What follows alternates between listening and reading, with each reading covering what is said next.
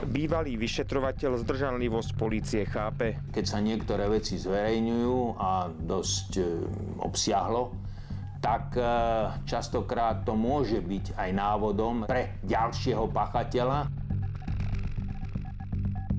Otázka tých sexuálnych deliktov, to sú samostatné trestné činy, kde priamy vzťah pachateľa tej obete nie je. On niekedy reaguje náhodou, že zbadá tú obeť, situácia mu umožňuje zaútočiť na túto obeť a to sa pomerne veľmi zložito a ťažko objasňuje.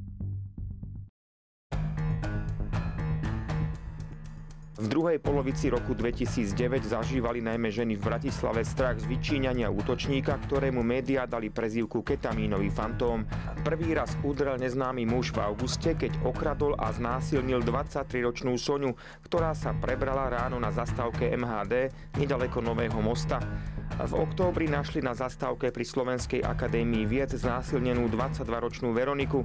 Po niekoľkých vpichoch neznámej látky si nič nepamätala. V novembri fantom úradoval znova. Na predstaničnom námestí sa po niekoľkých hodinách v bezvedomí prebudila 26-ročná Petra a napokon vyplašil neznámy muž len 9-ročnú Natáliu, ktorú mal v Krasňanoch prenasledovať cestou z električkovej zastávky na krúžok a opakovane bodnúť ostrým predmetom. Dievčatko v bezvedomí našťastie našla učiteľka nedalekej školy.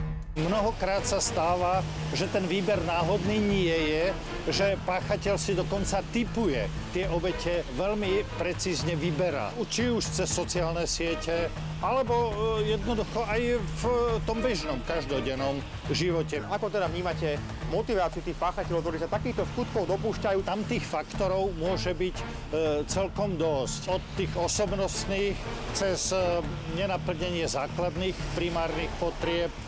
Človek môže byť frustrovaný, neuspokojený, z pracovného, rodinného vzťahu. Môžu to byť mnohokrát aj bežné konflikty ako spúšťače.